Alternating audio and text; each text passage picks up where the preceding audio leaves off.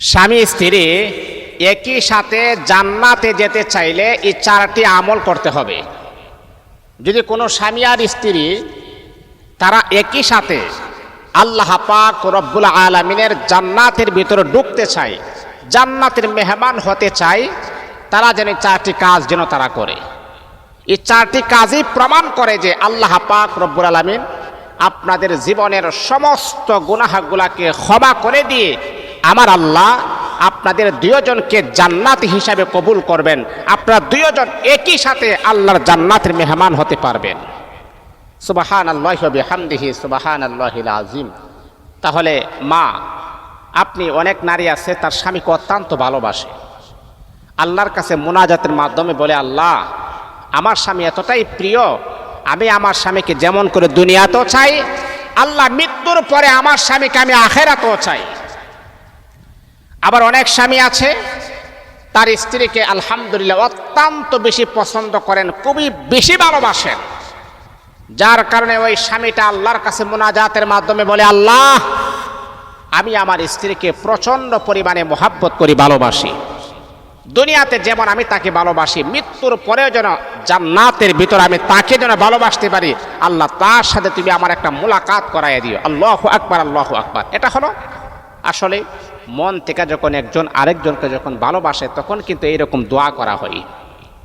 কিন্তু জান্নাতের সিস্টেমটা হচ্ছে অন্যরকম, আর জান্নাতের ভিতরের পরিবেশটাই হচ্ছে অন্যরকম। যাই হোক, যে কথাটা বলতেছিলাম, যদি স্বামী আর স্ত্রী একই সাথে জান্নাতে যেতে চান তাহলে চারটা কাজ করবে, চারটি কাজ। এক নাম্বার হলো স্বামী স্ত্রী একে অপরের সহযোগী হতে হবে। একে অপরের সহযোগী বলতে স্বামী আর স্ত্রী একে অপরের জন্যে পারফেক্ট হতে হবে, একে অপরের ভুল ত্রুটিকে ক্ষমার দৃষ্টিতে দেখতে হবে। আপনার স্ত্রী যদি একটা অন্যায় করে থাকে তাহলে আপনি স্বামী হিসাবে এটা স্যাক্রিফাইস করেন, আপনি তাকে শাসন করেন, দ্বিতীয়বার কিন্তু এই ভুলটা আর করা যাবে না। দ্বিতীয়বার যদি ভুলটা করা তাহলে কিন্তু খবর আছে, তাকে সতর্ক করবেন। কিন্তু আপনি কি করলেন, তার ছোটখাটো ভুলটাকে এটাকে আপনি বড় করতে করতে তিলদের তাল বানিয়ে ফেলছেন। এক পর্যায়ে স্বামী আর স্ত্রীর এই ছোটখাটো ভুল নিয়ে যদি আপনারা আলোচনা করেন তাদের মাঝে একটা বিচ্ছেদ হয়ে যায়। একে অপরের প্রতি কোনো আকর্ষণ থাকে না, একে অপরের প্রতি কোনো মায়া থাকে না, একে অপরের প্রতি কোনো মুহাব্বত থাকে না, ভালোবাসা থাকে না, আন্ডারস্ট্যান্ড থাকে না। বাবারে, স্বামী আর স্ত্রী হতে হবে ফ্রেন্ড। পৃথিবীতে যত বন্ধু আছে এর ভিতরে সর্বশ্রেষ্ঠ এবং পুত পবিত্র বন্ধু হচ্ছে স্বামী আর স্ত্রী। আপনার স্ত্রীকে আপনাকে দেখলে আনন্দ পাওয়ার কথা, কিন্তু আপনার স্ত্রী আপনাকে দেখলে তার অন্তরের ভিতরে ভয়ভীতি সৃষ্টি হয়। কেন? কারণ আপনার চরিত্র ভালো না, আপনি আপনার স্ত্রীকে আঘাত করেন। তাহলে এমনটা কেন আপনি হচ্ছেন?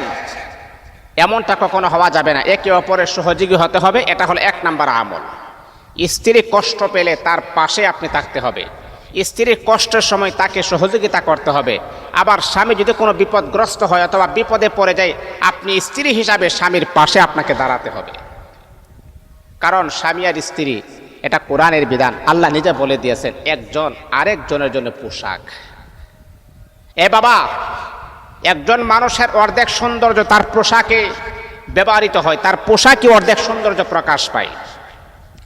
আপনার চেহারাটা এতটা সুন্দর না, আপনার চেহারাটা এতটা সুন্দর না, কিন্তু আপনি একটা সুন্দর পোশাক লাগাইছেন, দেখবেন আপনার চেহারাটাও কিন্তু আপনার এই পোশাকের কারণে আপনার চেহারাটা একটু সুন্দর লাগে। এই যে আমি টুপি লাগাইলাম, পাঞ্জাবি লাগাইলাম, চেহারা তো এতটা সুন্দর না, ঠিক আছে, তারপরে যদি আমি আবার চশমা লাগাই, ভালো দেখাবে না?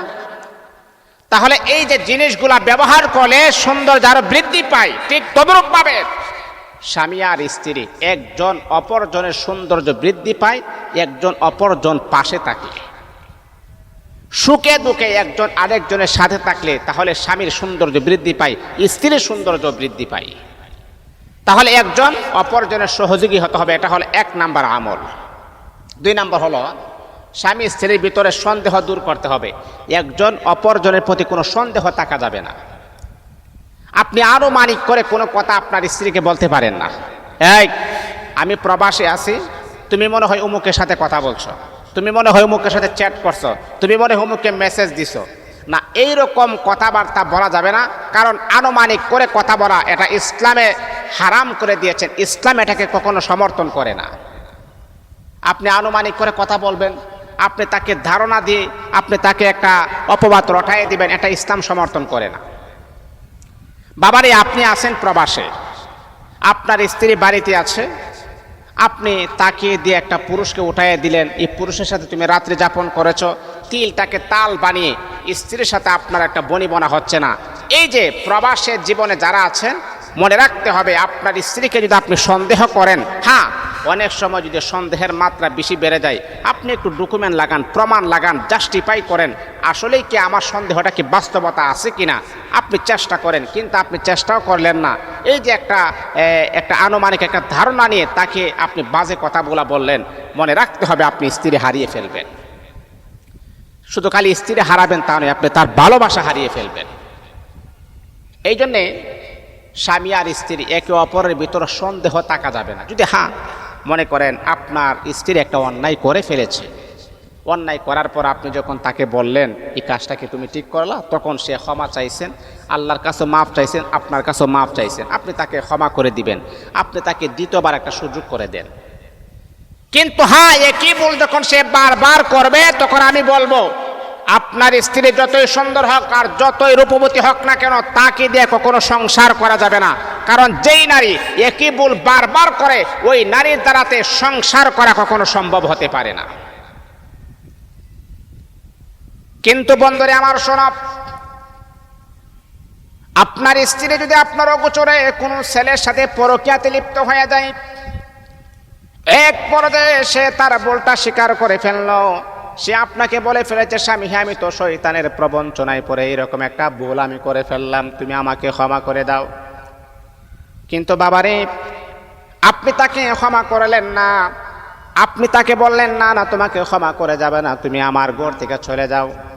এই যে আপনি আপনার স্ত্রীকে তাড়িয়ে দিয়েছেন, এটা আপনি ভুল করলেন। কারণ ভুল তো মানুষই করে, কিন্তু সে যেহেতু স্বীকার করেছেন, তাকে আপনি আর একটা সুযোগ দিতে পারেন। যেহেতু স্বীকার করে ফেলেছে, আপনি তাকে সুযোগ দিবেন। কিন্তু আপনি এটাকে ঝগড়া হইলে বলে তোমার অমুকের সাথে সম্পর্ক ছিল, তুমি যে কতটুকু বালা জানা আছে, এই যে আপনি তিল দিয়ে তাল বানান, এটা কখনো করবেন না বাবা, এটা ভালো না। একে অপরের প্রতি সন্দেহটা করাটাই সংসারের ভিতরে এলোমেলো হওয়ার একটা প্রভাব একটা শুরু হয়ে গেছে। আপনার স্বামী চাকরি করে, আপনার স্বামী ব্যবসা করে, ঘর থেকে বের হতে হয়, বিভিন্ন ক্লায়েন্টের সাথে কথা বলতে হয়। এখন আপনি যদি আপনার স্বামীকে সন্দেহ করেন, এই অমুকের সাথে কথা বলো, তমুকের সাথে কথা বলো, এই যে একটা সন্দেহ করেন না, এটা করা যাবে না। প্রয়োজনে আপনি প্রমাণ ডকুমেন্ট সামনে এনে তাকে আপনি ধরবেন, কিন্তু সন্দেহানভাবে আনুমানিকভাবে আপনি আপনার স্বামীকে সন্দেহ করবেন, মনে রাখতে হবে সংসারে কখনো শান্তি আসবে না। এইরকম কাজ করলে সংসারের ভিতরে আগুন জ্বলবে, সংসারে শান্তি আসবে দূরের কথা, শান্তির গ্রামও আপনি পাবেন না। এই যে আনুমানিকভাবে কখনো আপনার স্বামী অথবা স্ত্রীকে দোষারোপ করবেন না। প্রমাণ ভিত্তিক যদি পেয়ে যান, যদি ক্ষমার যোগ্য হয় ক্ষমা করে দিবেন, যাতে করে ভবিষ্যতে ভালো হয়ে যায়। আর ভবিষ্যতে যদি ভালো না হয়, ওর মতো স্বামীকে রাখারও কোনো প্রয়োজন নেই। এটা হলো 2 নাম্বার। 3 নাম্বার হলো স্ত্রী ফজরের নামাজের সময় স্বামীকে ডেকে উঠাতে হবে। উঠতে না চাইলে ঠান্ডা পানি মুখে দেওয়া লাগবে। এটা আল্লাহ রাসূল সাল্লাল্লাহু আলাইহি ওয়াসাল্লাম এই হাদিসটা বলেছেন। দেখেন, মনে করেন আপনার স্ত্রী ঘুম থেকে জাগ্রত হয়ে গেছে, ঘুম থেকে জাগ্রত হওয়ার পরে স্ত্রী তার স্বামীকে ডাকতে যায়, ঘুম থেকে উঠো, ফজরের নামাজ পড়তে হবে। কিন্তু আপনার স্বামী ঘুম থেকে ওঠে না। তখন আপনি কি করলেন, ঠান্ডা পানি একটু আপনার হাতে নিয়ে আপনার স্বামীর মুখ বরাবর এটা ছিটাইয়ে দিলেন, লাফ দিয়া উঠছে। এই যে লাফ দিয়া উঠলো, আল্লাহ পাক আরশ থেকে মুচকি হাসি মেরে দিয়েছেন, দেখো আমার বান্দা কেমন পাগল। স্ত্রী ঘুম থেকে জাগ্রত হয়ে গেছে নামাজ পড়ার জন্যে, স্বামীকে নামাজ পড়ার জন্যে ঠান্ডা পানি তার মুখে ছিটিয়ে দিয়েছে, আল্লাহ খুশি হয়ে গেছে। হাদিসের ভিতরে আসছে, আল্লাহ যদি কোনো বান্দা এবং বান্দির প্রতি একবার রাজি এবং খুশি হয়ে যায়, একবার তাকিয়ে মুচকি হাসি দেয়, তার জন্য জান্নাত ওয়াজিব হয়ে যায়। আল্লাহ পাক রব্বুল আলামিন যদি কোনো বান্দার প্রতি একবার খুশি হয়ে যায়, আল্লাহ তাকে কখনো জাহান্নামে দিবেন না।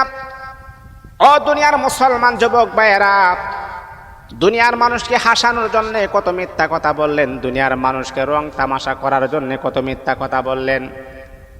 দুনিয়ার মানুষকে আপনি হাসানোর জন্যে, মনের শান্তি পাওয়ার জন্যে, একটু আনন্দ পাওয়ার জন্যে কত জায়গাতে আপনি ঘোরাঘুরি করলেন। এরে বান্দা, আমার আল্লাহ আপনাকে সৃষ্টি করেছেন, এমন কোনো কাজ আপনি করেন যাতে করে আমার আল্লাহ আপনার প্রতি সন্তুষ্ট হয়ে যায়। আমার আল্লাহ আপনার চেহারা দেখে মুস্কি হাসি মারে, এইরকম কিছু কাজ আপনি করেন।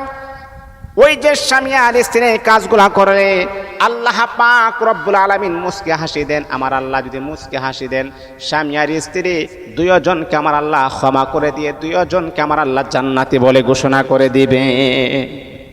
তাহলে এই কাজটা আপনারা করবে। এটা হলো 3 নাম্বার, সর্বশেষ। 4 নাম্বার হচ্ছে দুজনের ভিতরে কোনো ঝগড়া বাড়তে দেওয়া যাবে না। ঝগড়া বাড়তে দেওয়া যাবে না।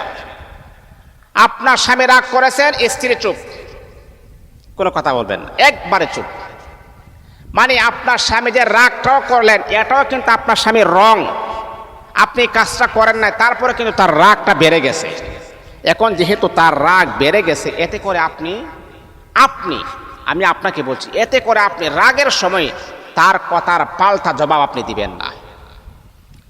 অথবা আপনার স্ত্রী অভিমান করে ফেলেছে, আপনার স্ত্রী রাগ করে ফেলেছে, এখন আপনি দেখতেছেন যে আমার স্ত্রী যে রাগ করছে বা অভিমান করেছে এটাও রং, এটাও একেবারেই রং। কিন্তু আমি আপনাকে হাত জোর করে বলবো, যেহেতু রং করতেছেন বা রাগটাও এটা লিগ্যাল না, আনলিগ্যাল, তারপর আপনি চুপ থাকবেন, কোনো কথা বলবেন না। যখন আপনার স্ত্রীর রাগ যখন ঠান্ডা হয়ে যাবে, তখন আপনি তার পাশে গিয়ে বলবেন, দেখো তুমি যেই কারণে আমার সাথে অভিমান করেছো বা যেই কারণে আমাকে তুমি গালিগালাজ করেছো, এই কাজটা তো আমি করি নাই। যখন আপনি বলবেন, ঠান্ডা যখন হবে মাথা, তখন দেখবে, বুঝতে পারবে, হারি আসলেই তো আমি রং ছিলাম, আসলেই তো অন্যায়টা আমার ছিল, অপরাধ তো আমার ছিল, তাহলে আমি কেন আমার স্বামীকে গালিগালাজ করলাম। দেখবেন আল্লাহর কসম, আপনার স্ত্রী আপনার পায়ে ধরতে বাধ্য হবে যে স্বামী আমার ভুল হয়ে গেছে। যখন আপনার স্বামী যখন বা স্ত্রী কোনো অন্যায় করলে বা স্বামী যখন গিয়া বলবে যে স্ত্রী এই কাজটা তো আমি করি নাই, দেখবেন আপনার স্ত্রী আপনার পায়ে ধরবে, স্বামীও আপনার পায়ে ধরবে, এতে কোনো সমস্যা নাই। কারণ দুজনের ভিতরে কখনো ঝগড়াটাকে বাড়তে দেওয়া যাবে না। কারণ জানেন, স্বামী আর স্ত্রী যখন ঝগড়া করে তখন শয়তান আমাদের মাঝখানে চলে আসে। একজন নামাজি মানুষকে নামাজ থেকে বাধা প্রদান করলে শয়তান এতটা বেশি তার উপরে লাগে না। একজন নামাজি মানুষকে তার নামাজ মিস করে ফেলেছেন, শয়তান এতটা খুশি হয় না। সবচাইতে বড় খুশি হয় শয়তান স্বামী আর স্ত্রীর মাঝে যদি বিচ্ছেদ ঘটাইতে পারে। কেন জানেন? স্বামী আর স্ত্রী যখন ঝগড়া লাগে তখন শয়তান অতি দ্রুত তাদের মাঝখানে চলে আসে, তাদের দুজনকে এভাবে বাতাস করে, নে তুই রাগ কর, তুইও পাল্টা জবাব দে। আপনি একটা জিনিস দেখবেন, একটা মানুষ যখন রাগ করে বা অভিমান করে, ও রাগের অবস্থায় যদি আপনি কোনো কথা বলেন বা পাল্টা জবাব দেন, আসলে বলেন তো রাগটা বাড়ে নাকি কমে? বাড়ে না? তুই জবাব দিস, রাগটা আরো বাড়ে। এই জন্যে আপনি যখন চুপ থাকবেন, কোনো কথা বলবেন না, ওই মানুষটা ঘেউ ঘেউ ঘেউ ঘেউ করতে করতে এক পর্যায়ে দেখবেন তার শব্দ বন্ধ হয়ে গেছে, আর কোনো কথা বলবে না। আপনি যখন মাঝখানে একটা কথা বলবেন, দেখবেন তার রাগ আরো বাড়ছে। তো এই যে স্বামী যখন এক কথা বলে ফেলছে, আপনি যখন কথার কাউন্টার দিচ্ছেন, স্বামীর রাগটা বাড়ে, তখন শয়তান মাঝখানে চলে আসে, বলে যে তুইও ইচ্ছা মতো বল, তুইও বল। তখন এক পর্যায়ে এই ছোটোখাটো বিষয়টা বাড়তে বাড়তে এক পর্যায়ে স্বামী রাগের অবস্থায় স্ত্রীকে 3 তালাক দিয়ে দিই। 3 তালাক দেওয়ার পরে মা, আপনার স্বামী আপনার জন্য হারাম হয়ে গেছে, চিরতরে হারাম হয়ে গেছে। এই 3 তালাক দেওয়ার পরে অনেক স্বামী আর স্ত্রী আছে ঘর সংসার করতেছে। শয়তান বলে আমি সাকসেস, আমি একেবারে সাকসেস। কারণ এখন তারা কথা বলবে, কথার জিনা হবে। এখন তারা সহবাস করবে, এটা জিনা হবে। এখন যে সন্তান হবে এটা অবৈধ জারজ সন্তান হবে। শয়তান বলে আমি সাকসেস। এই জন্য বন্ধুরা আমার শোনো, স্বামী আর স্ত্রী যদি ঝগড়া হয় তাহলে কখনো এটা বাড়তে দিবেন না। একজন যদি রাগ করে তাহলে অন্যজন চুপ থাকবেন, কোনো কথা বলবেন না। আপনি যদি আপনি কথা বলেন তাহলে আপনার সংসারে 12টা বেজে যাবে, আপনার সংসারটা ধ্বংস হয়ে যাবে। ছোটখাটো বিষয় না ঝগড়া লাগতে লাগতে লাগতে লাগতে হাজারো ফ্যামিলি আমি দেখলাম তাদের বিচ্ছেদ হয়ে গেছে, তালাক হয়ে গেছে। মারি আপনার পায়ে ধরে, এ বাবা আপনার পায়ে ধরে রাগ মানুষকে ধ্বংস করে দেয়, রাগ মানুষকে একেবারে ধূলিসাৎ করে দিয়ে। রাগ করবেন না, অভিমান করবেন না, স্ত্রীকে ভালোবাসবেন। বন্ধুরে আমার, শয়তান খুশি হইলে আল্লাহ বেজার হয়, আর স্বামী আর স্ত্রী মোহাব্বত বেশি হইলে আমার আল্লাহ খুশি হয়। যেহেতু আমরা ইমানদার, সর্বক্ষণ আমাদের চেষ্টা থাকতে হবে আমার মালিক যেন আমাদের প্রতি সন্তুষ্ট হয়ে যায়। এই জন্যে স্বামী আর স্ত্রী একই সাথে জান্নাতে যেতে চাইলে এই 4টা কাজ আপনি করবেন। আল্লাহ আমাদের সবাইকে বুঝার, আমল করার যেন তৌফিক দান করুন।